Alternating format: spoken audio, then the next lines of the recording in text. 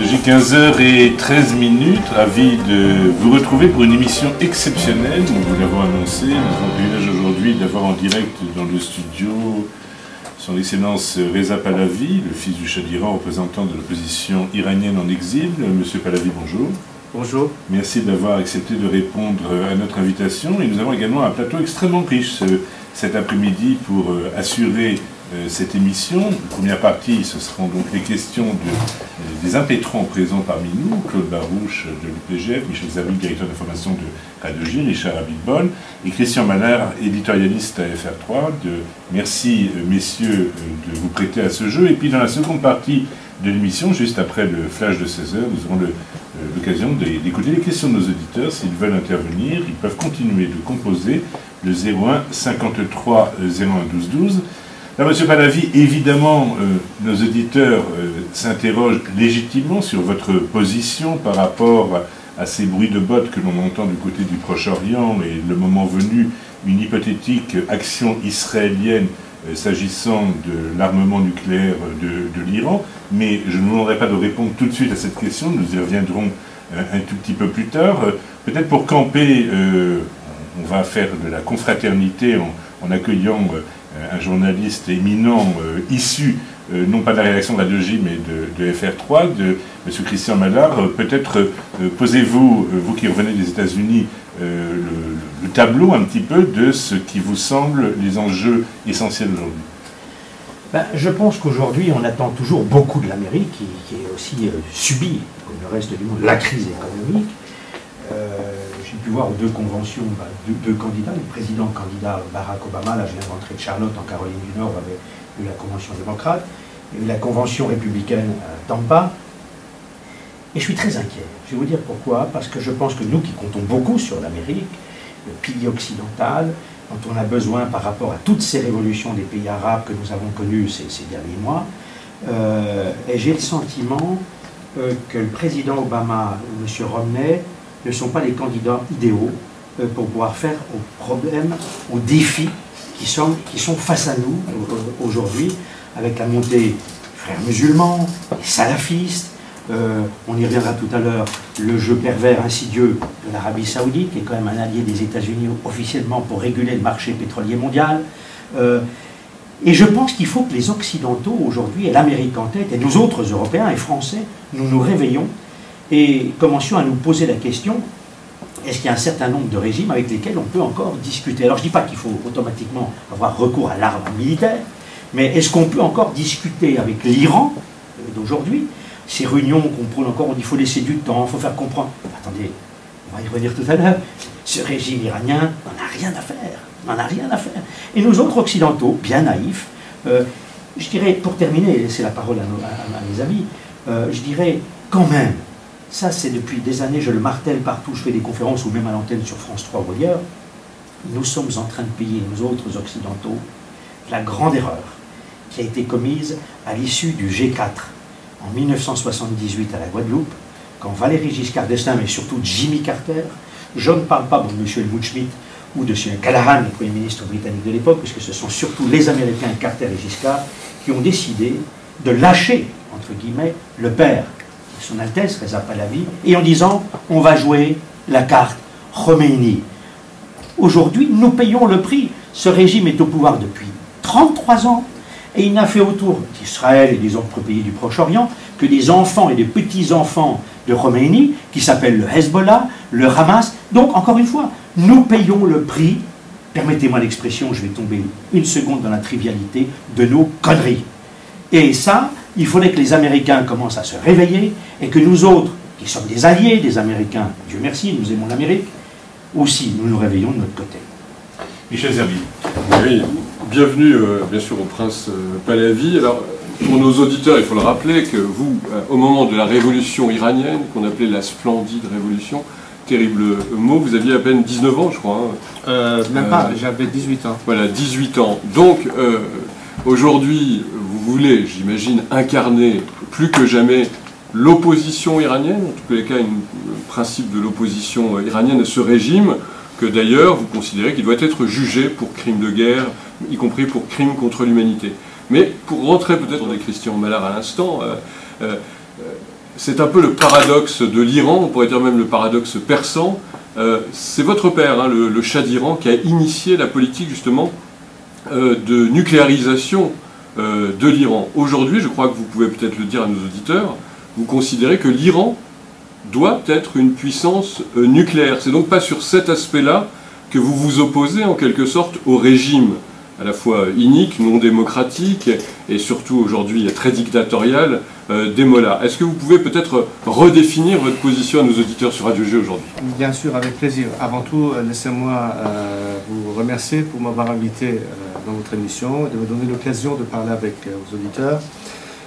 Avant tout, je dois vous dire, moi j'incarne rien. Je fais mon devoir de patriote. Je suis avant tout un Iranien, démocrate, laïque, qui pense que la formule qui sauverait notre pays, c'est d'avoir un régime sur la base de la souveraineté de la nation, un régime où il y a une claire séparation du clergé et de l'État, un régime dans lequel l'égalité de tout citoyen est garantie, parce que notre Constitution devrait être basée sur la Déclaration universelle des droits de l'homme, et dans un contexte de paix et de relations équitables avec nos voisins et bien sûr à travers le monde. C'est-à-dire tout à fait l'inverse d'un régime idéologique qui veut exporter une révolution à tout prix, même si ce serait sous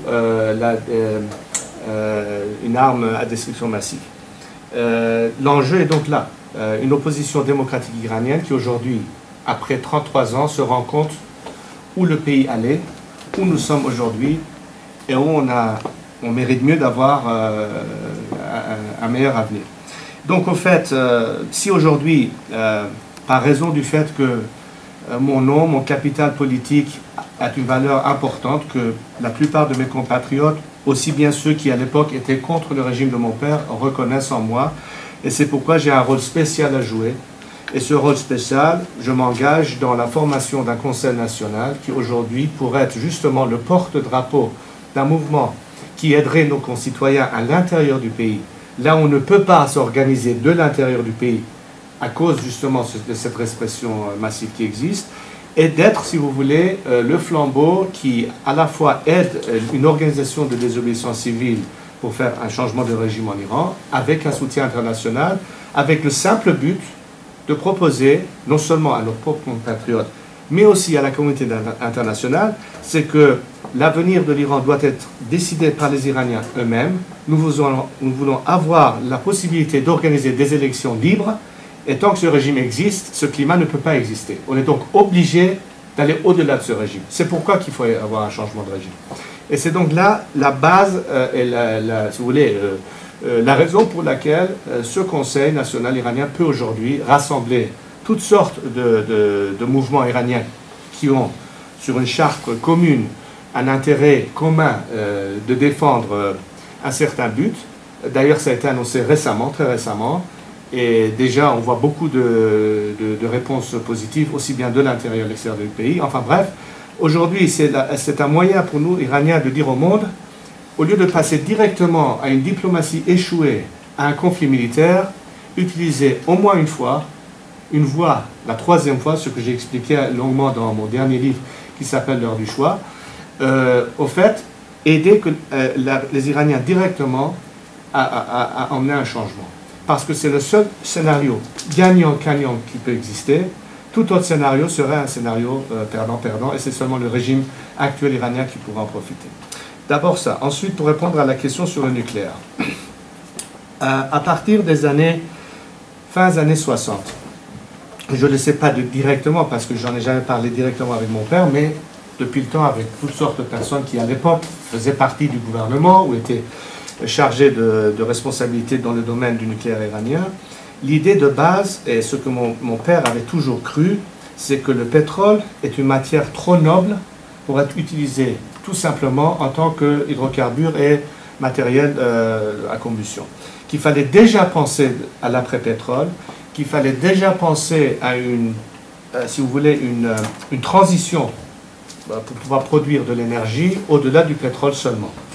À l'époque, n'oublions pas, nous parlons des années 68, 69 peut-être à cette époque.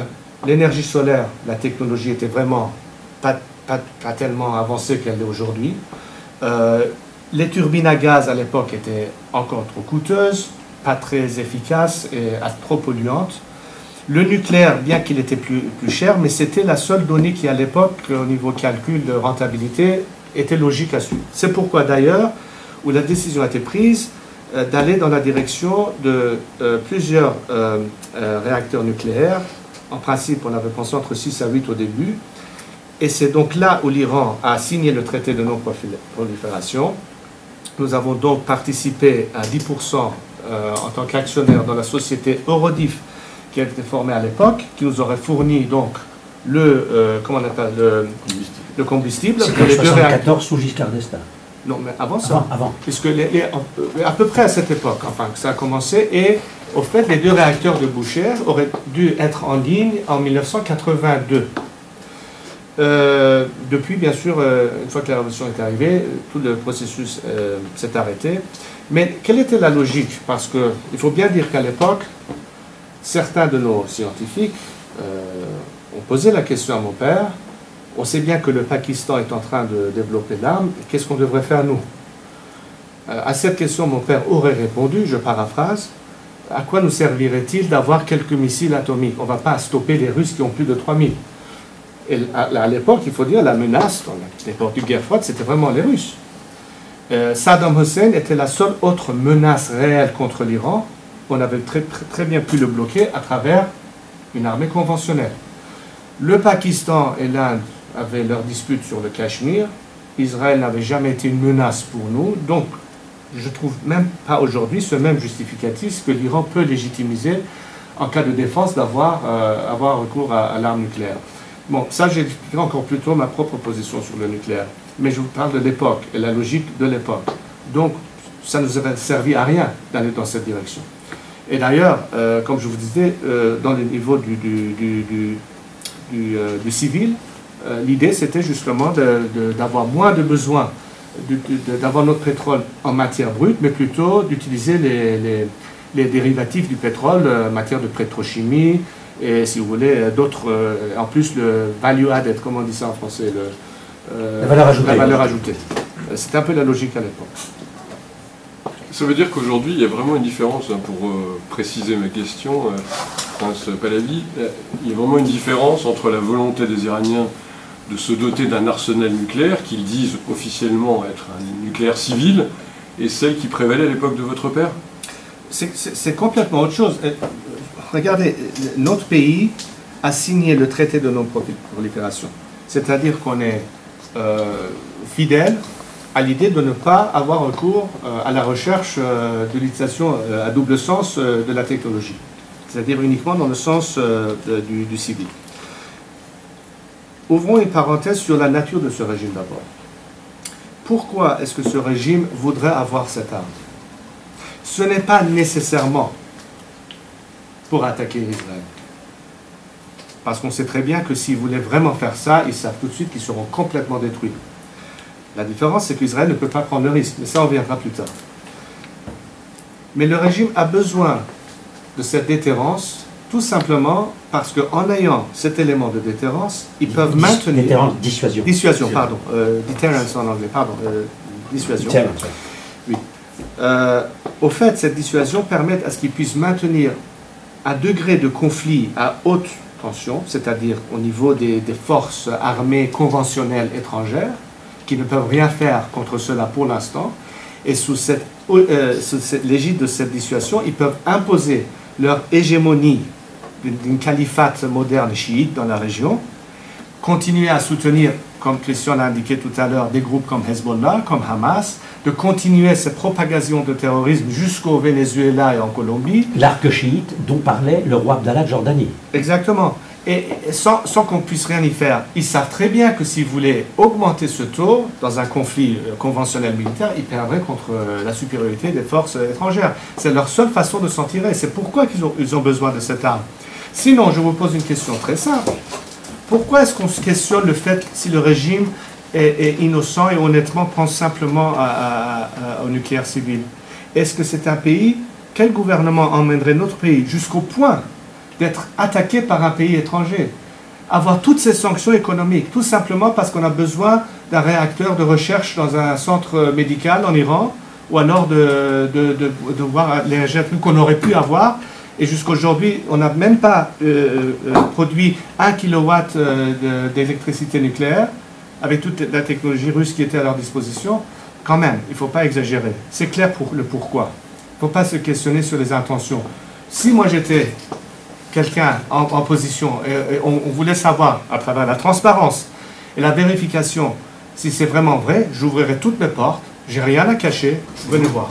Donc vous êtes persuadé des intentions aujourd'hui du régime iranien, mais en même temps, hein, on le disait avant, vous avez fait des déclarations, vous considérez qu'Israël commettrait une erreur à vouloir se prémunir justement d'une attaque qui a quand même été affichée plusieurs fois par des déclarations du régime iranien. Donc, comment vous expliquez en quelque sorte le fait qu'Israël doit rester un petit peu dans l'attente et dans l'espérance que le régime iranien tombera de lui-même? Non, c'est pas ce que je dis. Attendez. D'abord, laissez-moi expliquer quelque chose.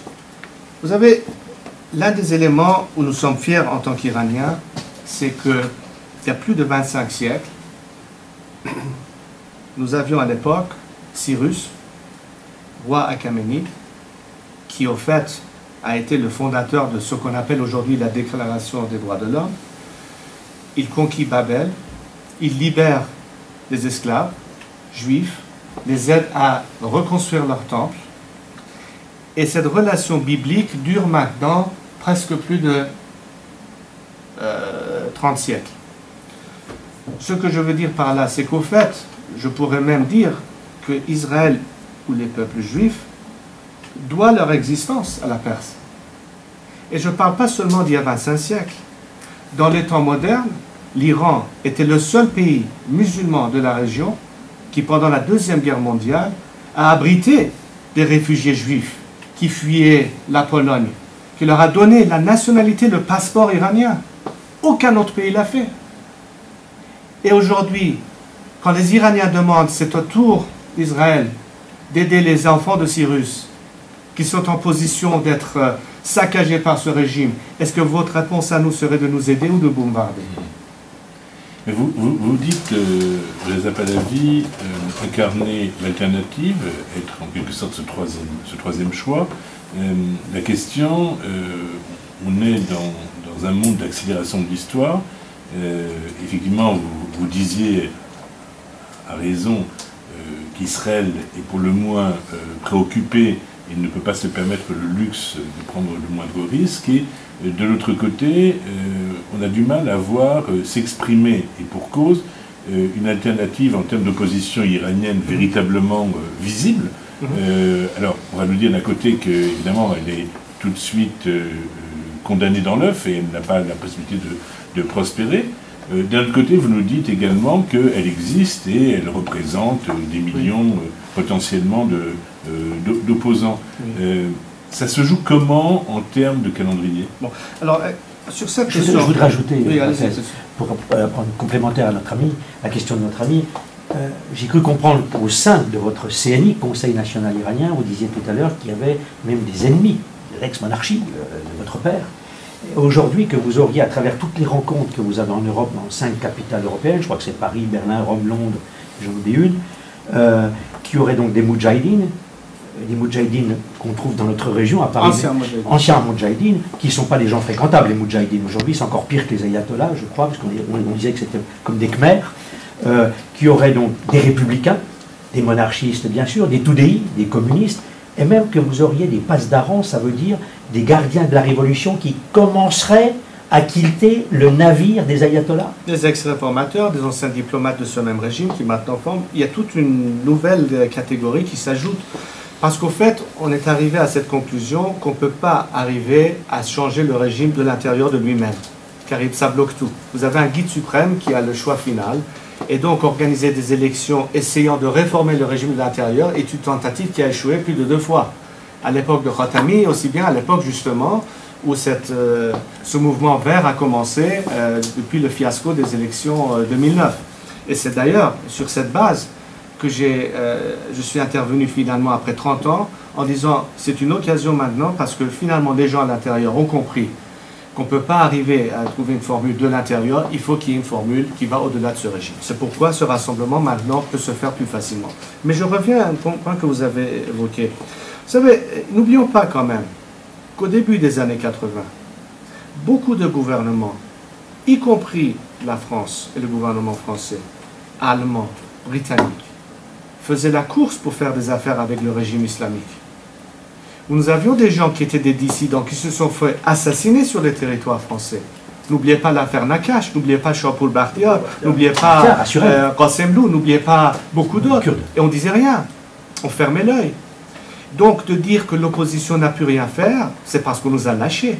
Et au fait, au niveau politique, le seul dialogue pendant 33 ans qui existe entre les gouvernements étrangers est uniquement limité au régime et ses représentants.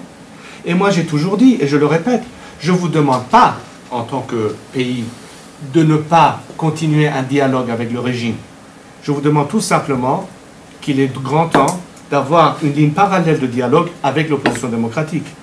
Et le régime iranien peut dire ce qu'il veut, c'est votre privilège de parler avec qui vous voulez. Est-ce que vous demandez au président Obama américain, puisque vous vivez aux États-Unis pour l'instant, au président Hollande à Paris, de vous recevoir, d'avoir un dialogue avec vous? Je crois que dans le passé, vous avez eu un dialogue avec M. Juppé et d'autres proches de Nicolas Sarkozy. Donc, est-ce que vous demandez officiellement aujourd'hui que les Occidentaux, les chefs occidentaux, les États occidentaux, vous reçoivent et vous prennent en considération? C'est-à-dire de ajouter une chose sur la même question de Christian. Tous les gouvernements occidentaux se sont adressés à l'opposition quand elle était constituée, que ce soit en Libye, que ce soit en Syrie même aujourd'hui. Est-ce qu'il n'est pas nécessaire que ce Conseil national d'opposition prenne une ossature concrète de telle manière que justement il y ait un interlocuteur direct pour les pays occidentaux? Bien sûr, non c'est vrai, et je vais revenir à ça, mais avant je voulais terminer sur le point que j'avais évoqué. Vous voyez, qu'est-ce qui s'est passé à l'époque où la Deuxième Guerre mondiale a éclaté? C'était une politique d'apaisement. On ne peut pas apaiser des régimes de nature fasciste ou totalitaire. Jimmy Carter a pensé qu'il pouvait traiter avec Khomeini. Obama, semblerait-il, penser qu'il peut négocier avec Khamenei. Il a laissé tomber, il a lâché carrément ce qui s'était passé en 2009, où les gens dans la rue en Iran criaient « Obama, Obama, où es-tu avec nous ou avec eux ?»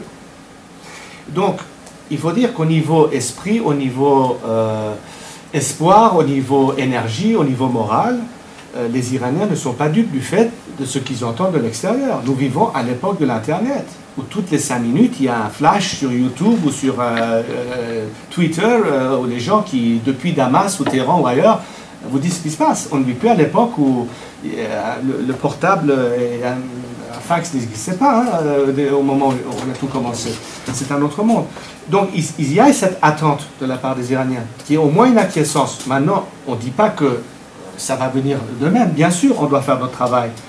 Mais si à chaque fois, il y a eu de couper l'herbe sous nos pieds, à chaque fois, il y a eu une tentative de vouloir réengager avec le régime en ignorant l'opposition, je dois vous avouer que ça ne donne pas tellement d'espoir à l'opposition et ceux qui peuvent soutenir l'opposition. Malgré ça, on a continué. Malgré ça, on tient toujours. Malgré ça, nos prisonniers politiques s'enfuient, essaient de se réfugier ailleurs pour continuer la bataille.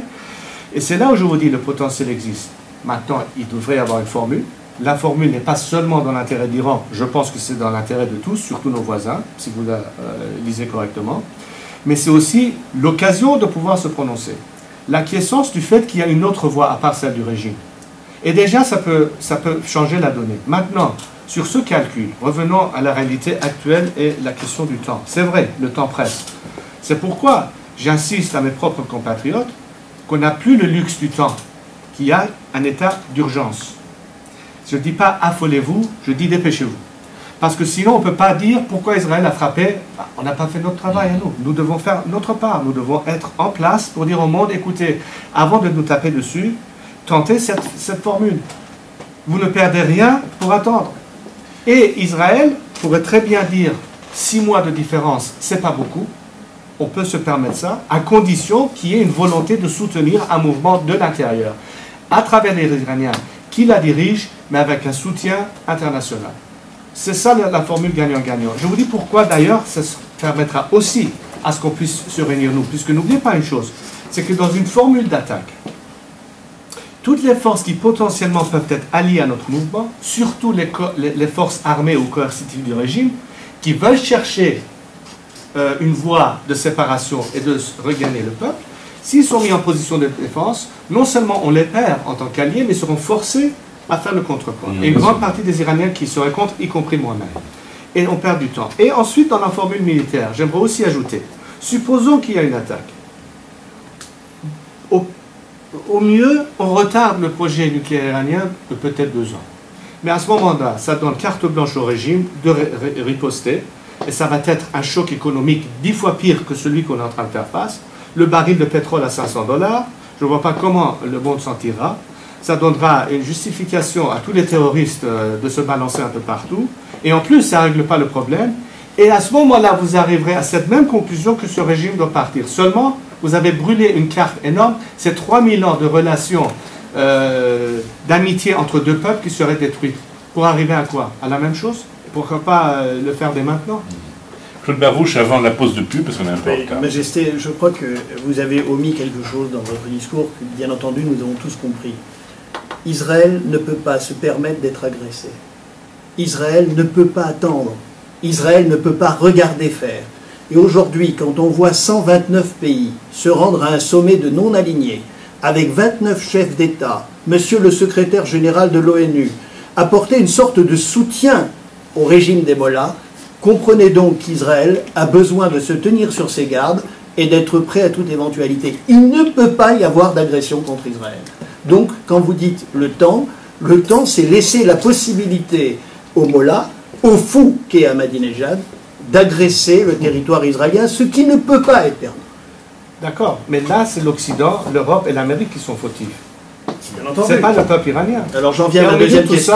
Moi, je suis là pour défendre l'Iran et le peuple iranien en disant on leur a jamais donné une chance de se défendre. On leur a jamais donné le moyen de faire la chose. Est-ce qu'il n'y a pas la nécessité? Il y a quelque chose d'extrêmement important dans ce que vient de dire la Majesté, c'est que, en fait, l'idée, bien sûr, c'est que ce conseil, comme le disait Christian Madar tout à l'heure, c'est que l'idée que ce conseil supérieur soit reconnu par nos gouvernements. Michel Zerbi. Oui, je voudrais revenir avec vous, Prince Pahlavi, quand même sur ce que vous avez dit, très important sur l'opposition en exil. Alors, vous avez cité des forces vives, mais finalement qui sont en exil. On a passé une génération, c'est 33 ans après cette révolution islamique. 33 ans, c'est un changement de population. Est-ce que d'abord vous gardez des contacts à l'intérieur, avec les forces vives, comme on dit, de la nation, au plan économique et politique? Deuxièmement, est-ce que vous pensez que justement ce régime, dans sa nocivité, dans sa force, un régime très particulier, un régime à caractère policier, islamiste très dur, de type totalitaire, finalement, en quelque sorte, la population n'aurait presque plus les moyens à l'intérieur de réagir? Comment, pour résumer ma question, comment vous maintenez le contact avec finalement ceux qui vivent aujourd'hui en Iran et que vous voulez, si j'ai bien compris, sauver évidemment d'une intervention notamment militaire? Justement, tout est basé sur l'intérieur du pays. D'ailleurs, la plupart des démarches qui ont été prises proviennent de l'intérieur, que ce soit les prisonniers politiques, que ce soit des dissidents qui se sont maintenant exilés. Beaucoup continuent à vivre dans des situations lamentables dans des camps de réfugiés en Turquie, en Irak, au Kurdistan. Je pense qu'il faudrait les aider parce qu'ils n'ont pas quitté le pays pour trouver une meilleure vie, mais pour pouvoir continuer le combat. Et beaucoup de ces gens-là font partie justement de ce mouvement, c'est la base de ce mouvement. Après, j'appellerais ça pas un échec, mais une tentative malheureusement non réussie il y a presque 3 ans maintenant en Iran. Vous avez vu le mouvement vert qui a commencé en Iran, qui a donné d'ailleurs beaucoup de courage à d'autres pays, notamment en commençant par l'Égypte et tout ceci, qui était vraiment basé sur cette initiative de cette jeunesse. Et c'est justement cette jeunesse qui forme le futur du pays et l'essentiel de la base de cette opposition. Ce n'est pas un microcosme à l'extérieur d'une opposition du passé classique qui est la base de ce mouvement. Elle peut y participer, mais c'est basé sur la demande actuelle du peuple. Et quand vous regardez quel est le malaise réel du pays, bien entendu, comme partout dans le monde, c'est avant tout la situation économique, mais c'est aussi le manque de liberté, le manque d'égalité, il n'y a plus de dignité, il n'y a même plus des principes moraux de base. C'est une société, bien sûr, extrêmement fatiguée, extrêmement cynique, mais qui n'a toujours pas perdu l'espoir final. Et en partie, cet espoir dépend de ce que le monde est prêt à faire. Et nous sommes dans ce sens pas différents que beaucoup d'autres sociétés qui ont pu compter, ont su compter sur un appui international. Deux questions dans une, votre Altesse. Est-ce que vous demanderiez aujourd'hui à Israël, aux États-Unis, à l'Occident, aux Alliés, à l'Europe, à la France, d'aider de l'intérieur les Iraniens à renverser ce régime, à éradiquer ce cancer numéro 1 du Moyen-Orient, qui est ce régime avec toutes ses métastases, qui s'appelle le Hamas et le Hezbollah? Et deuxième point, est-ce que sur Radio J aujourd'hui, vous demanderiez à François Hollande, à Obama, s'il ne nous entendra pas, mais peut-être qu'on peut nous entendre du côté de l'Élysée, de vous recevoir pour qu'enfin les Occidentaux ouvrent les yeux et comprennent qu'après avoir commis l'erreur majeure en 79, d'avoir soutenu Khomeini, aujourd'hui, on peut soutenir ce CNI avec vous et d'autres qui sont des démocrates. Absolument, puisque c'est une alternative non seulement plausible, mais c'est surtout dans l'esprit où je ne pense pas que ce soit le président américain ou que ce soit le premier ministre israélien ou que ce soit le président français ou autre, songerait avant tout que la guerre est la première formule. Je pense que la plupart veulent éviter la guerre, y compris le gouvernement israélien. Mais s'il n'y a pas d'autre option sur table, effectivement, on manque d'options.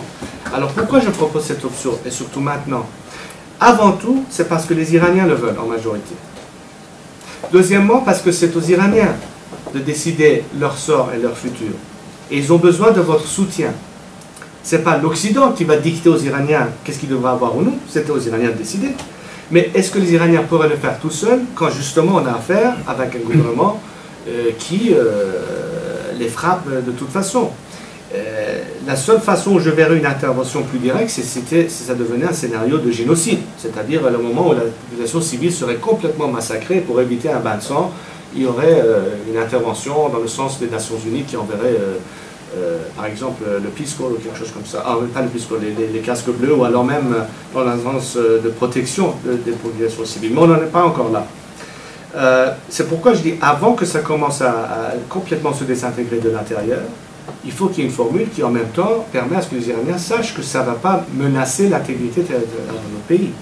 Moi je ne songe pas simplement au problème d'une éventuelle attaque militaire, que bien sûr je redoute et j'aimerais à tout prix éviter, c'est pourquoi on propose cette formule. Mais en même temps le fait que l'Iran et les Iraniens, beaucoup ne peuvent plus tenir dans ces circonstances. Il peut y avoir une désintégration de notre pays. Il y a des mouvements qui commencent à flirter avec des idées de séparatisme. Et tout ceci va, à long terme, menacer notre pays de l'intérieur, et ce n'est pas seulement de l'extérieur. Donc, pour résumer tout ça, aujourd'hui, le monde fait face à un régime avec lequel on ne peut pas négocier. Et c'est d'ailleurs pourquoi le dilemme iranien n'a toujours pas été compris. Et la raison pour laquelle elle n'a pas été comprise de l'Occident, je peux me permettre de vous le dire, c'est parce que la logique et la rationnelle occidentale n'a rien à voir avec la logique de survie et la raison d'être de ce régime. La raison d'être de ce régime, c'est la défaite de ce que l'Occident et ses valeurs représentent. La liberté, la démocratie, les droits de l'homme, tout ceci, c'est du poison. Ce régime ne peut que se défendre dans quelque chose qui ne peut pas coexister ou cohabiter avec le monde tel qu'on le sait. J'irais même dire qu'à l'époque de la guerre froide, dans un monde bipolaire, où d'un côté on avait l'Amérique capitaliste, et de l'autre côté, on avait un internationalisme communiste soviétique, il y avait quand même un espace de rationalité mutuelle. On pourrait arriver à certains traités, comme par exemple MAD ou SALT ou autre. Mais avec ce régime, on ne peut pas lui faire confiance. Son calcul est différent. C'est un régime qui valorise le martyr, mais qui n'a aucun respect pour la vie. Comment voulez-vous, dans votre rationalité occidentale, négocier avec des gens pareils? Ce qui veut dire qu'il faut séparer le régime du peuple. Ça, je l'ai dit depuis plus de 20 ans. Vous vous rappelez, Christian, le premier interview qu'on avait, si ce n'était pas, sauf erreur, en 1983, je l'avais cité à ce moment-là. Et ça reste toujours la même question. Les Iraniens disent, on n'a pas eu la chance de se prononcer, on ne demande qu'une chose, laissez-nous nous prononcer. Nous sommes prêts à combattre. D'ailleurs, nous avons mené le combat. Nous avons mis notre vie en jeu. Par contre, personne ne nous soutient. On a besoin de ce soutien. On a compris le message, le soutien des puissances occidentales, de la France, la rencontre avec le président de la République. Je reviens, on a annoncé au début de l'émission, avant 16 h, on allait aborder évidemment la question d'une éventuelle attaque israélienne sur les l'installation nucléaire iranienne. Est-ce que je me trompe si je lis dans vos propos le fait que vous souhaitez 6 mois supplémentaires compte tenu de l'urgence ressentie par les Israéliens et peut-être de votre propre perception des possibilités d'incarnation d'une opposition en exil, si d'aventure le troisième choix, celui que vous appelez de vos voeux, ne fonctionnait pas dans ce délai, que si les 6 mois s'écoulaient et que les Israéliens n'avaient à ce moment-là pas d'autre choix que d'attaquer, est-ce que votre position serait toujours de condamner l'agression entre guillemets israélienne? Je ne peux jamais défendre une attaque, mais d'autre part, au moins, on aura tout fait pour éviter la guerre. Ça, c'est la seule chose que nous pouvons contrôler en tant qu'Iraniens. Par contre, et j'espère qu'on n'arrivera pas à ce point, et je ne veux pas spéculer, mais je peux dire tout simplement que c'est pas après-demain. Quand je dis après-demain, je veux dire le 11 septembre.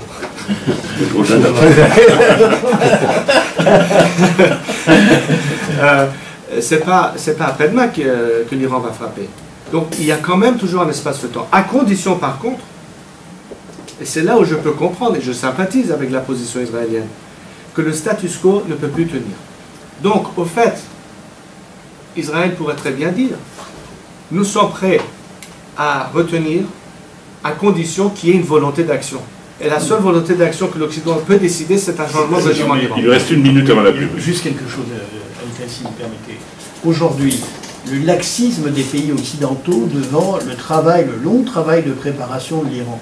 On donnerait aujourd'hui au Mollah 6 mois complémentaires alors que l'AIEA vient de pondre un rapport où on est quasiment à 2 mois de l'obtention d'un nucléaire militaire et non pas d'un nucléaire civil comme le disent et comme le mentent les ayatollahs iraniens.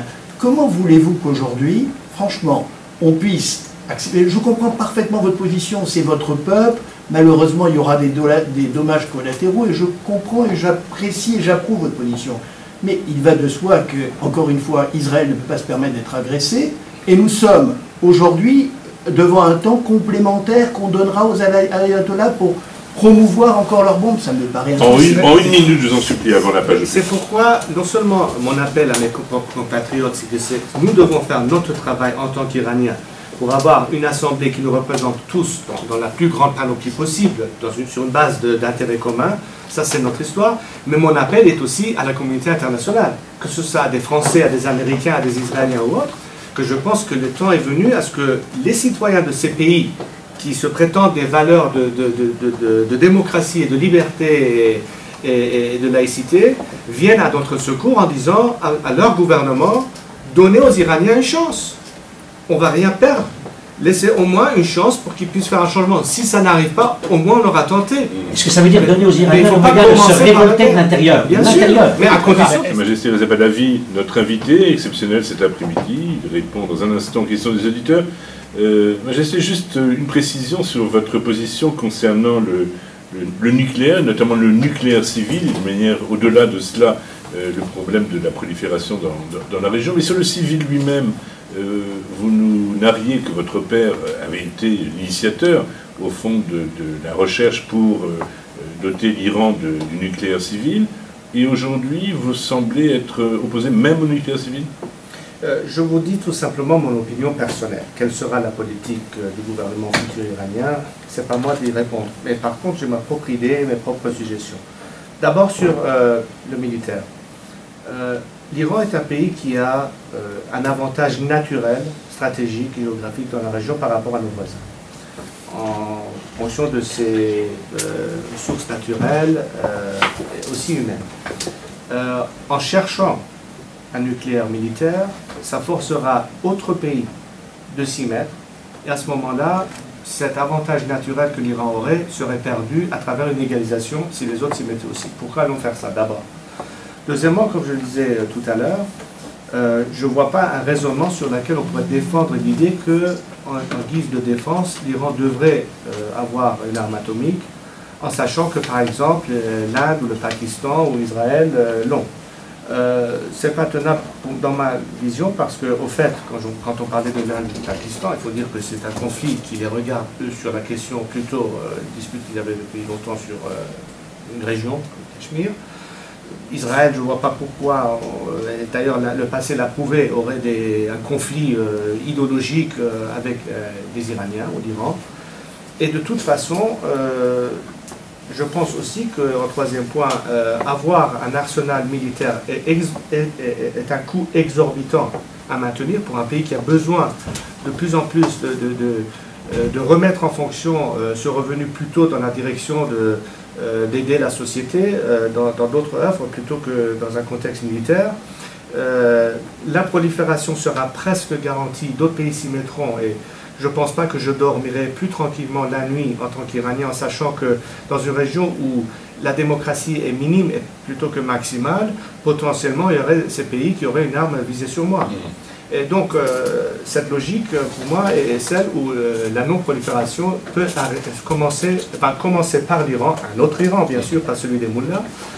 Et sur le civil, je dois vous dire que quand même, depuis les années 70, en sachant ce qui s'est passé depuis, on a vu le Japon récemment, et c'est quand même une technologie, pas de Tchernobyl, mais quand même, et même avec le Japon, il faut réfléchir à la question du nucléaire. Et l'Iran, de toute façon, est un pays qui est un pays séismique, où il y a peu d'accès à une location où on peut avoir accès à l'eau avec un minimum de population, je ne vois pas comment on peut continuer à justifier, même dans le civil, le nucléaire. Bon, ça c'est mon avis personnel.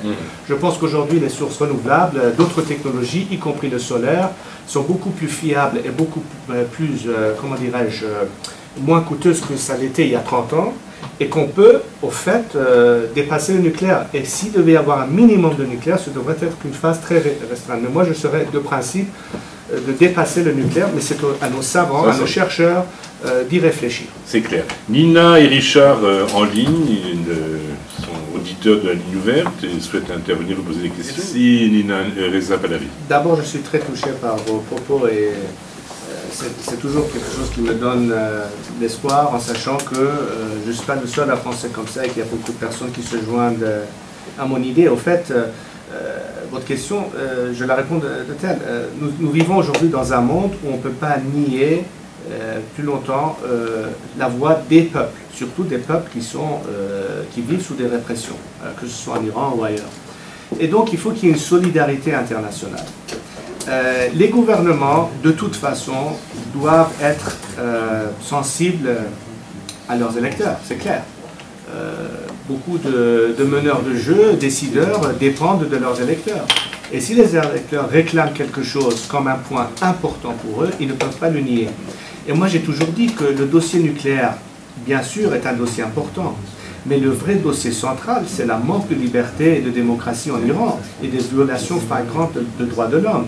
Ce sont des éléments qui bien avant la question du nucléaire, devraient être l'élément clé, parce que c'est l'élément clé pour les Iraniens. Et d'ailleurs, pour régler le problème final, c'est qu'un Iran démocratique sera en position de mettre fin, que ce soit au terrorisme, à la prolifération et tous les problèmes dont ce régime en est responsable, et pour inverser le problème.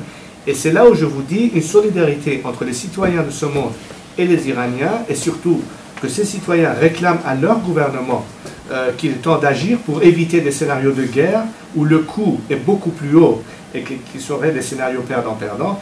Voilà où votre voix compte, et elle doit compter aujourd'hui. Richard Bitbol, très rapidement. Oui, votre Altesse, Claude Barouche et Christian et Guy ont parlé justement du compte à rebours qui a démarré en fait sur l'affaire iranienne. Donc ce qui nous intéresse, je pense, tous et surtout nos auditeurs, c'est de savoir quel est votre calendrier pour arrêter ce compte à rebours qui a démarré. Comment et avec quel calendrier vous allez mettre en place cette opposition pour qu'elle puisse obtenir les appuis nécessaires et empêcher le conflit? Ça fait plus d'un an, on a commencé à travailler sur la base d'un appel en rassemblant toutes les données qui formeraient une charte qui serait proposée comme étant la charte de ce Conseil national, qui a été annoncée récemment, il y a à peine 48 heures ou presque 3 jours maintenant. On reçoit beaucoup de groupes différents, des médias, d'individuels qui signent. Bref, le calendrier dépend avant tout qu'on puisse avoir la logistique en place pour avoir la première assemblée qui serait représentée à travers tous ces groupes qui signent cette charte et qui enverraient leurs représentants. Et cette première assemblée, au fait, pourra à ce moment-là formellement ratifier cette charte et mettant le dispositif en place en tant que structure qui serait au fait responsable d'une campagne en général de demande d'élection libre en Iran. Et donc, comme on sait que ce régime ne va jamais nous donner l'occasion, donc c'est une désobéissance civile de l'intérieur pour faire pression sur le régime. Et c'est là où ceci devrait s'accorder avec la politique internationale du gouvernement, en disant et comprenant bien que le levier de pression réel sur le régime doit venir de l'intérieur et qu'on ne peut pas se fier uniquement à des sanctions économiques extérieures, bien qu'elles ont un effet, mais ça ne peut pas être suffisant pour faire basculer le régime. C'est pourquoi il faut avoir entamé une politique qui aide un peu la pression de l'intérieur en aidant cette opposition, encore une fois pour éviter des scénarios de conflit. Donc, au niveau de l'horloge, on est en train de le faire. Et c'est là où plus d'aide on a plus rapidement, plus vite on pourra mettre le dispositif en place. Donc au fait, le calendrier dépend de la vitesse à laquelle les Iraniens d'un côté et d'autres qui veulent nous aider de l'autre mettre la pendule à l'heure et nous aident aussi. On a parlé jusqu'à présent de la menace chiite, iranienne bien entendu, avec cet arc chiite auquel nous faisions allusion tout à l'heure. Mais est-ce qu'il n'y a pas un autre arc qui est en train de prendre naissance aujourd'hui? C'est l'arc salafiste, sunnite, poussé, soutenu par l'Arabie Saoudite, qui tient plusieurs langages à la fois, qui régule le marché pétrolier mondial avec les États-Unis, et puis qui dans le même temps, pour acheter sa propre sécurité, soutient des mouvements islamistes, salafistes, qui sont à la fois contre les États-Unis et contre Israël. Donc on a deux ennemis finalement aujourd'hui. C'est vrai, Christian, en dehors du problème qui est engendré à travers des régimes qui veulent avoir le nucléaire et qui continuent une propagande idéologique, tôt ou tard, on a une guerre de religion. Déjà, on veut l'éviter chez nous, parce que c'est un régime qui est totalement dans ce sens fasciste. Des sunnites iraniens ne peuvent même pas prier dans des mosquées sunnites dans mon pays. Je prie qu'il y ait une liberté de religion de toutes les religions.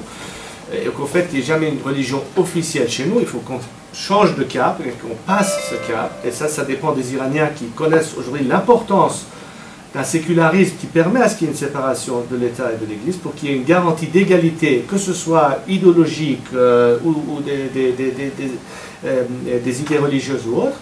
Et la garantie, c'est justement une constitution basée sur la Déclaration universelle des droits de l'homme. Être dans ce sens séculier ne veut pas dire qu'on est contre la religion, je veux bien le dire. Il ne faut pas que les musulmans ou les musulmans chiites pensent que ce qu'on représente, c'est anti-islam ou anti-chiisme. Au contraire, c'est une garantie de survie qui est même dans l'intérêt des chiites. Notamment, beaucoup de personnes se sont prononcées là-dessus, y compris l'ayatollah Boroujerdi, qui est aujourd'hui un homme de foi, torturé dans les prisons de ce régime même, qui se prétend musulman et religieux, et c'est un chiite. Et s'ils ne font pas pitié à quelqu'un de leur propre mort, vous pensez qu'ils vont faire pitié aux autres? Non. Par contre, cette guerre de religion peut arriver entre sunnites et chiites, et justement, c'est un autre effet.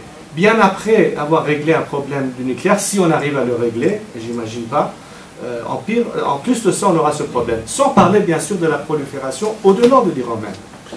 Moins d'une minute pour une conclusion. Moins d'une minute pour dire que, Gesté, vous avez eu le privilège et nous avons eu l'honneur de vous recevoir aujourd'hui. Et vous avez eu un média courageux, Radio J, toujours comme ça d'ailleurs, hein, dans des cas difficiles, c'est vers eux que nous nous tournons, pour vous recevoir, vous accueillir et vous poser un certain nombre de questions pour faire le point, un état des lieux, on va dire, sur ce conflit. Aujourd'hui, je pense qu'il faut que nous vous aidions, que vous vous aidiez vous-même à vous adresser à d'autres médias. Il faut que ces médias comprennent qu'ils sont engagés dans ce processus pour éviter la guerre, et que s'ils veulent éviter la guerre, il faut qu'ils fassent pression sur leurs gouvernements respectifs pour vous reconnaître. Aujourd'hui, vous représentez un conseil supérieur de l'opposition iranienne, et ces médias doivent dire oui, on peut éviter la guerre, rapidement, je ne suis pas d'accord, je vous l'ai dit tout à l'heure avec les délais que vous donnez, mais en faisant pression sur leur gouvernement pour qu'ils vous donnent cette chance de pouvoir vous exprimer comme vous l'avez fait aujourd'hui, avec évidemment plus de détails puisque nous étions limités dans le temps, pour réussir à éviter ce qui peut être une catastrophe mondiale, comme vous l'avez si bien dit tout à l'heure. Restez concluez juste avant 5773 de Nouvel An Juif, et nous vous souhaitons dans tous nos éditeurs une excellente nouvelle année. Merci infiniment. Je ne peux dire qu'une chose, c'est que finalement, le choix doit être un choix libre pour toute société, pour toute nation, et de défendre la liberté de choix, c'est avant tout la question réelle dans une démocratie. C'est la seule garantie qui permet à ce qu'une société puisse tenir en sachant qu'ils ont droit et recours à la justice, à la liberté d'expression et tout ça. Je ne vais pas vous faire de la morale. ça c'est acquis. La question c'est qu'il y a des fois dans le monde des circonstances où un peuple a besoin d'autres peuples. Et aujourd'hui, je ne peux pas parler d'un exemple plus important qui peut changer la face de notre monde et l'histoire du siècle à venir, et qui commence par l'Iran. Je ne dis pas ça parce que je suis iranien, mais je dis ça parce que c'est une vérité. L'Iran, tout a changé avec le régime qui est venu en Iran en 1979, et tout peut rechanger, cette fois-ci dans le bon sens, avec l'Iran. Donc il faut aider les Iraniens et laisser-leur le choix. Je vous assure, je vous garantis que le choix libre des Iraniens sera la paix, la fraternité, la liberté, la modernité, et pas cet argument de radicalisme religieux fou qui parle de suicide et de martyr. Merci, Majesté.